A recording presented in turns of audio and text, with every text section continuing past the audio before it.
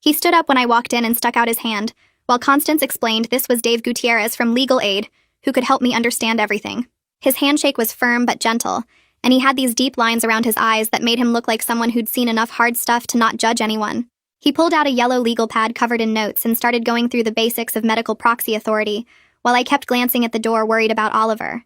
Dave explained that my job wasn't to decide what I wanted for Miss Nyla, but to make the choices she would make for herself, based on what she'd told me and written down.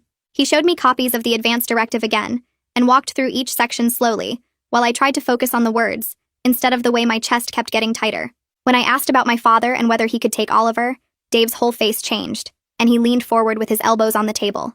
He said my father had absolutely zero legal claim to Oliver since he'd thrown me out when I was pregnant and never established any relationship with his grandson. The medical proxy designation was ironclad too, since Miss Nyla had done everything properly with witnesses and notarization.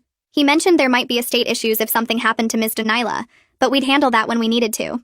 The relief hit me so hard I started sobbing right there in that little room, while Dave pushed a box of tissues across the table, and Constance rubbed my back.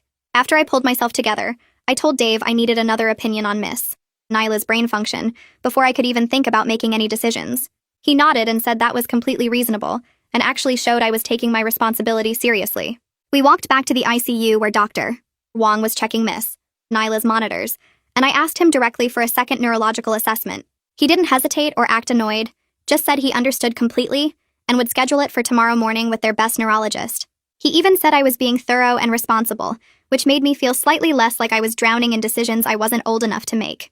Oliver came running back from the playroom with Betty holding a picture he'd drawn of him and Nana reading books together. He climbed into my lap and asked if the doctors were going to fix Nana's broken head while pointing at all the machines around her bed. I told him they were trying their best while Betty quietly slipped out with a gentle squeeze to my shoulder. The next morning started with my phone ringing before Oliver even woke up. The woman on the other end said she was from the school district's HR department, and they'd received a complaint about inappropriate conduct between Ms. Nyla and a student. My whole body went cold because I knew immediately this was my father trying to destroy her even while she was dying. The HR lady sounded skeptical and kept saying things like, "We have to investigate any complaint," and "This is just procedure," but I could tell she thought it was garbage. She said someone would need to come interview me at some point, but for now they were just doing preliminary fact-finding. I hung up and wanted to throw the phone across the room, but Oliver was stirring in his hospital cot.